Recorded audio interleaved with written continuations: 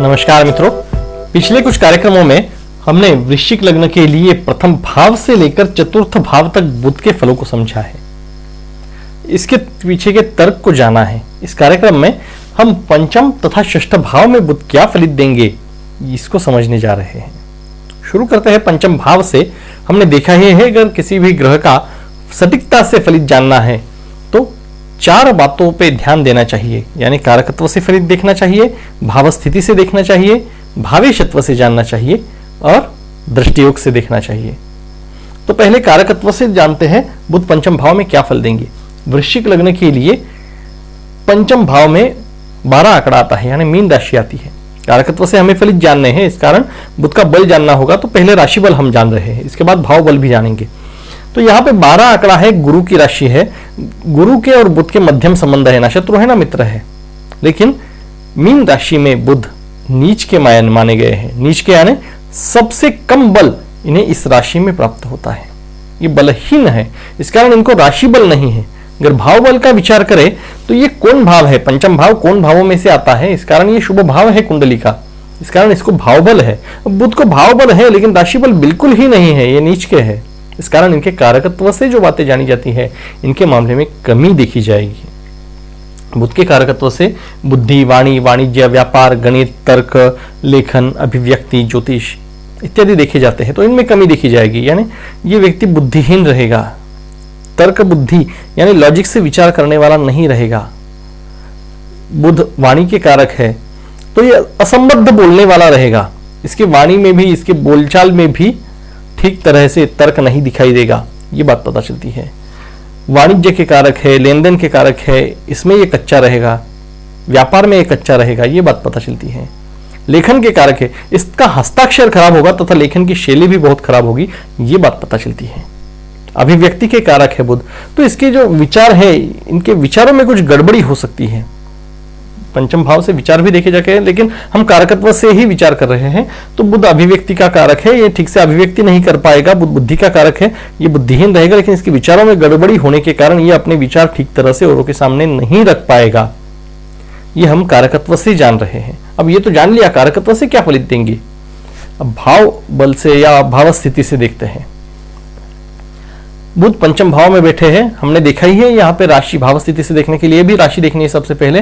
तो राशि यहाँ पे 12 आंकड़ा है, यानी गुरु की राशि, यानी पंचम भाव के स्वामी गुरु हुए और गुरु के भाव में बुध आकर बैठ गए, यानी बुध ना मित्र की घर पर है ना शत्रु के घर पर। बुध और गुरु में मित्रत्व के भी संबंध नहीं, शत्रुत्व के नहीं, इस कारण ये मध्यम फलित यहाँ पर देंगे। लेकिन फलित देने के लिए जो बल चाहिए ये बल ही इनके पास नहीं है, ये सबसे कम बलवान है। इस कारण इनके जो फल है इनमें भी कमी देखी जाएगी। किन मामलों में कमी देखी जाएगी, तो पंचम भाव में बैठे हैं, पंचम भाव में नीच के होने के कारण पंचम भाव से जो बातें जानी जाती है इन मामलों में कमी देखी जाएगी।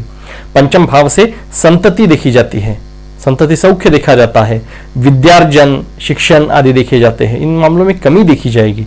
यानी एक तो ये संततिहीन होगा, बाकी किसी योगों से संतति हो भी गई इसे तो संतति के सौख्य में कुछ कमी देखी जाएगी, संतति के साथ इसके संबंध अच्छे नहीं रहेंगे, ये बातें पता चल रही है। विद्यार्जन भी इसका पूर्ण नहीं हो पाएगा, यहाँ पे ये बात पता चलेगी क्योंकि पंचम भाव से शिक्षा दिखते हैं, विद्यार्जन देखते हैं, उस स्थान में नीच के बुध बैठे हैं और बुध के कारकत्व से हमने जाना ही है कि ये कम बुद्धि वाला रहेगा, इस कारण इसका विद्यार्जन पूर्ण नहीं हो पाएगा। प्रणय सौख्य देखते हैं पंचम भाव से, प्रणय सौख्य के मामले में भी इसकी कमी देखी जाएगी। अब ये तो हमने भाव स्थिति से जान लिया। भावेशत्व से क्या पता चलता है। वृश्चिक लग्न के लिए बुध की मिथुन राशि अष्टम भाव में आती है और कन्या राशि एकादश भाव में, इस कारण ये मिथुन लग्न के लिए अष्टमेश है और एकादशेश है। अब अष्टम भाव के स्वामी होकर पंचम भाव में बैठ गए, क्या फलित देंगे। जोड़ना मात्र है, तर्क बुद्धि का उपयोग हमेशा करना है। अष्टम भाव से मृत्यु देखते हैं और पंचम भाव से संतति, जोड़ो संतति अधिक मृत्यु यानी संतति की मृत्यु, यह संतति सौख्य पंचम भाव से देखते हैं और यहां से मृत्यु, संतति सौख्य की मृत्यु, तो ये संततिहीन रहेगा व्यक्ति, ये बात पता चलती है। पहले हमने जो भाव स्थिति से जाना था उसी योग की पुष्टि यहां से भावेशत्व के फलित से हो रही है, यानी इस व्यक्ति को संतति नहीं रहेगी। यहां से अष्टम भाव से और क्या देखते हैं, मृत्यु देखते हैं और पंचम भाव से शिक्षा देखते हैं, विद्यार्जन देखते हैं, विद्यार्जन अधिक मृत्यु, तो विद्यार्जन की मृत्यु यानी ये व्यक्ति अपना जो शिक्षण है ये पूर्ण नहीं कर पाएगा जीवन में, ये बात पता चलती है। यहां से प्रणय सौख्य देखते हैं, अष्टम भाव से मृत्यु, प्रणय सौख्य की मृत्यु, तो इसे प्रणय सौख्य भी जीवन में अच्छा नहीं प्राप्त होगा, ये बात पता चलती है। अष्टम भाव से गुप्त धन आदि देखे जाते हैं, ये स्वामी गया पंचम भाव में, लेकिन बलहीन होने के कारण गुप्त धन वगैरह इससे प्राप्त नहीं होगा। गुप्त विद्याओं का स्थान है अष्टम स्थान, उसका स्वामी पंचम में गया, पंचम विद्यार्जन का स्थान है, तो ये गुप्त विद्याओं में थोड़ी रुचि तो जरूर रखेगा, लेकिन गुप्त विद्या प्राप्त करने के लिए जो बुद्धि चाहिए ये इसके पास नहीं है, क्योंकि बुद्ध के पास बल नहीं है, इस कारण इसको सिर्फ गुप्त विद्याओं में रुचि रहेगी, ये बात पता चल रही है। और क्या बातें पता चल रही है, तो ये तो जाना हमने अष्टम भाव के स्वामी है, पंचम में आगे क्या फलित देंगे। अब ये लाभ भाव के भी स्वामी है, यानी एकादश भाव के भी स्वामी है। अब एकादश भाव के स्वामी होकर पंचम भाव में आकर बैठ गए, क्या फलित देंगे। तर्क बुद्धि का उपयोग कीजिए, जोड़िए।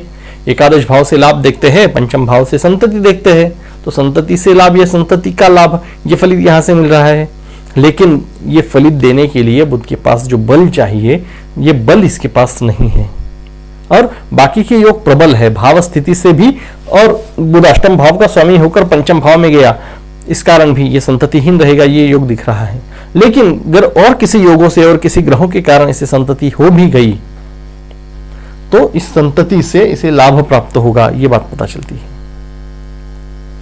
अब यहां से लाभ दिखते हैं, यहां से शिक्षा दिखते हैं, शिक्षण दिखते हैं, विद्यार्जन दिखते हैं, तो विद्यार्जन का लाभ एक ये भी तर्क है कि जितने भी विद्या प्राप्त करेगा उसे लाभ प्राप्त करेगा, लेकिन उसकी मात्रा निम्न रहेगी, क्योंकि बुद्ध के पास बल नहीं है।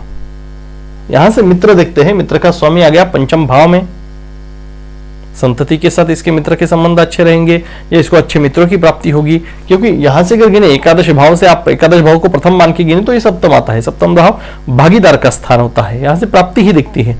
तो मित्रों का स्वामी गया, उनकी प्राप्ति के स्थान में इसको अच्छे मित्रों की प्राप्ति होगी, लेकिन इस फल में भी न्यूनता रहेगी, बुद्ध बलहीन है।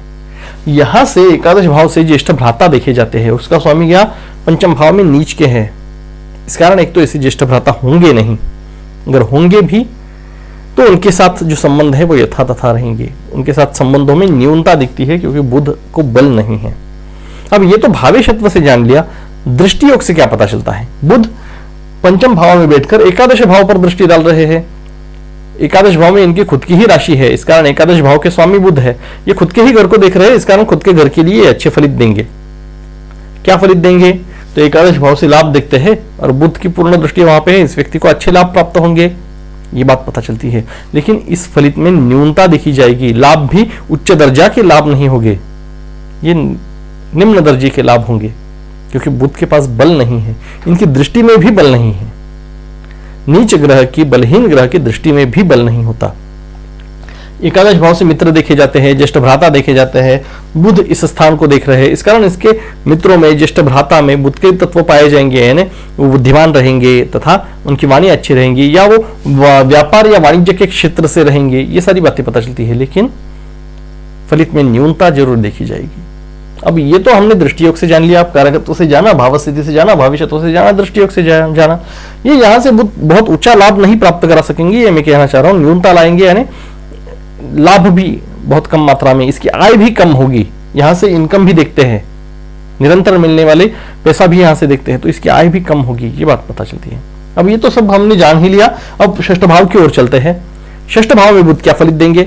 वृश्चिक लग्न है, वृश्चिक लग्न के लिए षष्ठ भाव में बुध आ गए, तो सबसे पहले हम कारकत्व से जानेंगे। कारकत्व से देखने के लिए हम बुध का बल देखना है, पहले राशि बल देखेंगे, फिर भाव बल देखेंगे।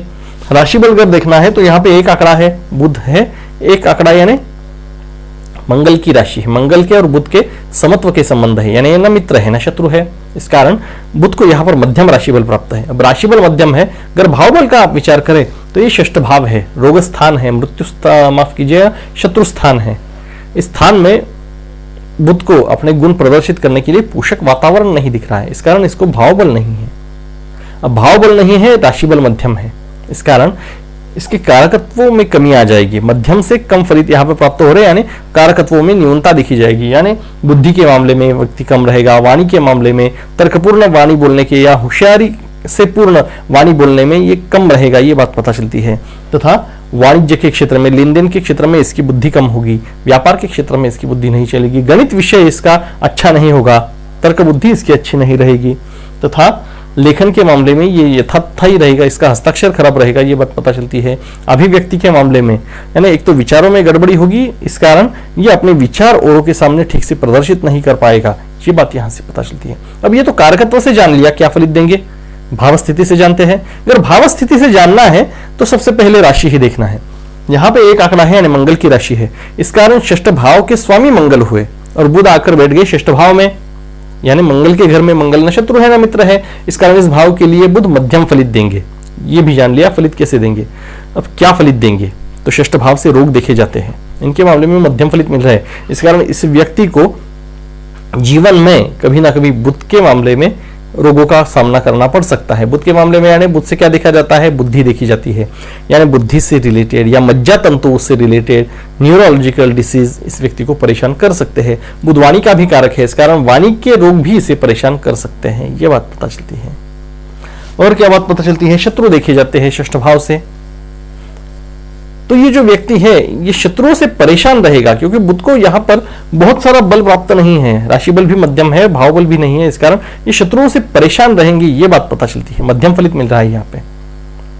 अब ये तो जान लिया भाव स्थिति से, भावेशत्व से क्या पता चलता है। बुध अष्टम भाव के स्वामी है, अष्टम भाव के स्वामी होकर आ गए षष्ठ भाव में, ये विपरीत राजयोग है। एक घात स्थान का स्वामी दूसरे घात स्थान में, यानी षष्ठ अष्टम द्वादशी घात स्थान है, इनके स्वामी अगर इन्हीं में रहे तो अच्छे फलित देते हैं। कुंडली में बाकी जगहों पर बैठ गए तो उस भाव के फलित में न्यूनता ला देते हैं। अब अष्टम के स्वामी आ गए षष्ठ में, हम तर्क से जानते हैं कैसे अच्छे हैं। षष्ठ से रोग देखे जाते हैं, अष्टम से मृत्यु, तो रोगों की मृत्यु, तो इस व्यक्ति को जीवन में निरोगी जीवन रहेगा इसका, यह बात पता चलती है, क्योंकि रोग की मृत्यु हो गई। हमने भाव स्थिति से जाना था कि बुध के रोग इसे परेशान कर सकते हैं, मध्यम फलित दे रहे थे इस स्थान में, लेकिन भावेशत्व से पता चल रहा है कि रोग की मृत्यु हो गई, तो जीवन के किसी पड़ाव पर इसे बहुत छोटे स्तर पर बुध के रोग परेशान करेंगे, लेकिन आजीवन ये व्यक्ति निरोगी रहेगा, ये बात पता चलती है। यहां से रोग शत्रु देखे जाते हैं और अष्टम का स्वामी मृत्यु दिखाता है। अब शत्रु अधिक मृत्यु यानी शत्रुहंता होंगे। हमने भाव स्थिति से देखा था मध्यम फलित दे रहे हैं, शत्रु इसे परेशान कर सकते हैं, लेकिन अब भावेशत्व से पता चल रहा है कि ये शत्रुहंता होंगे, शत्रु की मृत्यु हो गई, ये बात पता चली। जो फलित भावेशत्व से मिलते हैं वो ज्यादा सटीक होते हैं। भाव स्थिति से जो फलित देखे जाते हैं उनसे विरुद्ध अगर भावेशत्व के फलित मिल रहे हैं तो भाव स्थिति से मिलने वाले फलितों का योग भंग हो जाता है। तो यहां पे ये व्यक्ति शत्रुहंता होंगे, ये बात पता चलती है। अब ये तो जान लिया अष्टम भाव के स्वामी है, षष्ठ में आगे क्या फलित देंगे। अब लाभ भाव के स्वामी हैं, क्या फलित देंगे। एकादश भाव के स्वामी है, षष्ठ भाव में आगे क्या फल देंगे। एकादश भाव से लाभ देखते हैं, षष्ठ भाव से रोग, तो लाभ को रोग लग गया तो ये इस भाव के फलित में कमी ला देंगे। किसी भी भाव का स्वामी ये घात स्थानों में बैठ गया, षष्ठ अष्टम या द्वादश में, तो उस भाव के फलित में कमी ला देता है। या षष्ठ अष्टम द्वादश स्थान का स्वामी कुंडली के और किसी भाव में बैठ जाए तो उस भाव के फलित में कमी ला देता है, यानी इस भाव के फलित में कमी आ गई, लाभ में न्यूनता आएगी, लाभ को रोग लग गया तो इसको अच्छे लाभ नहीं प्राप्त होंगे। यहां से इनकम भी देखते हैं तो इनकम में कमी ला दी। यहां से मित्र देखते हैं, मित्रों को रोग लग गया, या षष्ठ भाव से शत्रु देखते हैं तो इसके मित्र इसके साथ शत्रुतापूर्ण व्यवहार करेंगे, ये बात पता चलती है। ज्येष्ठ भ्राता यहां से देखे जाते हैं, उनका स्वामी षष्ठ में चला गया, षष्ठ से रोग तथा शत्रु देखते हैं तो इसके जो ज्येष्ठ भ्राता है ये इनके साथ शत्रुतापूर्ण व्यवहार करेंगे, ये बात पता चलती है। अब ये तो जाना हमने भावेशत्व से क्या फलित देंगे। अब दृष्टि योग से क्या फलित देंगे ये जानते हैं। बुध षष्ठ भाव में बैठकर द्वादश भाव पर पूर्ण दृष्टि डाल रहे हैं। द्वादश भाव से व्यय देखा जाता है और बुध स्थान पर पूर्ण दृष्टि डाल रहे हैं। जिस स्थान पर दृष्टि डाल रहे हैं उस स्थान पर राशि भी देखना जरूरी है। यहाँ पे 7 आंकड़ा है, यानी तुला राशि है, तुला राशि के स्वामी है शुक्र। शुक्र के बुध के साथ मित्रत्व के संबंध होने के कारण बुध मित्र के घर को देख रहे हैं, इस कारण बुध इस स्थान के लिए, इस घर के लिए, द्वादश भाव के लिए अच्छे फलित देंगे। ये जान लिया अच्छे फलित दे रहे, फलित देने के लिए बल कितना है ये भी जान लिया। बुध के पास ज्यादा बल नहीं है, लेकिन इस भाव के लिए शुभ फलित देंगे जितना भी बल है उससे। तो इससे व्यय देखते हैं और बुध स्थान को देख रहे हैं, तो इस व्यक्ति का जो व्यय है ये बुध के संबंध में होगा, यानी बुध के संबंध में, यानी ये व्यापार में या वाणिज्य में व्यय करेगा, ये बात पता चलती है। लेकिन बुध रोग स्थान से देख रहे हैं व्यय स्थान को, इस कारण व्यय को रोग लग गया, यानी इसका जो व्यय है ये कम मात्रा में होगा, ये बात पता चलती है। तथा यहां से बंधन देखते हैं, बुध स्थान को देख रहे हैं, इसको बंधन योग नहीं संभव। और अगर कुछ कुयोग हो गए शनि के साथ या राहु के साथ कुयोग हो गए तो बुध के कारण, बुध लेखन का तथा वाणी का कारक है, तो गलत लेखन के कारण या गलत वाणी बोलने के कारण बंधन योग संभव है। अकेले बुध बंधन योग नहीं देंगे। यहां से द्वादश भाव से और क्या देखते हैं, मोक्ष देखते हैं। मोक्ष के स्थान को बुध पूर्ण दृष्टि से देख रहे हैं। बुध भक्ति के कारक ग्रह हैं और मोक्ष के स्थान को देख रहे हैं। इस कारण यह व्यक्ति धार्मिक रहेगी, लेकिन किस हद तक, बुध जिस स्थान से देख रहे हैं वो रोग स्थान है, तो मोक्ष को रोग लगा दिया, यानी ये व्यक्ति धार्मिक रहेगी, ये प्रथम दर्शन में पता चलते हैं। और क्या क्या देखा जाता है, प्रदेश गमन देखा जाता है। द्वादश भाव से बुध देख रहे हैं, मध्यम फलित दे रहे हैं, तो इस व्यक्ति को प्रदेश गमन संभव है। किस क्षेत्र से, तो बुध के क्षेत्र से, यानी व्यापार के लिए या वाणिज्य के लिए ये दूर की यात्राएं करेगा ये व्यक्ति, ये बात पता चलती है। प्रदेश गमन करेगा ये बात पता चलती है। और योग देखना भी जरूरी है प्रदेश गमन का, योग की पुष्टि करने के लिए, लेकिन प्रथम दर्शन में तो ये कर सकता है, ये पता चलता है। और क्या क्या बातें पता चल रही है यहाँ पे, बुध अष्टम भाव का स्वामी है, रोग स्थान में बैठा है, व्यय स्थान को देख रहा है।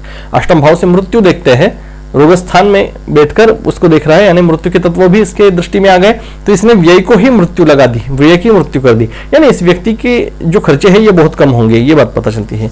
ये आय स्थान के स्वामी है, लाभ स्थान के स्वामी है। लाभ स्थान के स्वामी द्वादश भाव को पूर्ण दृष्टि से देख रहे हैं षष्ठ भाव से, तो लाभ का व्यय करा दिया, तो ये लाभ में न्यूनता ला ही रहे हैं। हमने देखा ये लाभ स्थान के स्वामी षष्ठ में आकर लाभ में कमी ला रहे हैं। तो कई सारे तर्क है और कई सारी बातें हैं जो ग्रहों से और भावों से जानी जाती है। तर्क बुद्धि का उपयोग करके इनको जोड़ना मात्र होता है, हमें सटीक फल का अनुमान लग जाता है। अगले कार्यक्रम में हम सप्तम तथा अष्टम स्थान के लिए बुध क्या फलित प्राप्त कराएंगे ये देखेंगे। अभी तक अगर चैनल को सब्सक्राइब नहीं किया है तो सब्सक्राइब का बटन जरूर दबाइएगा। आज के लिए इतना ही, नमस्कार।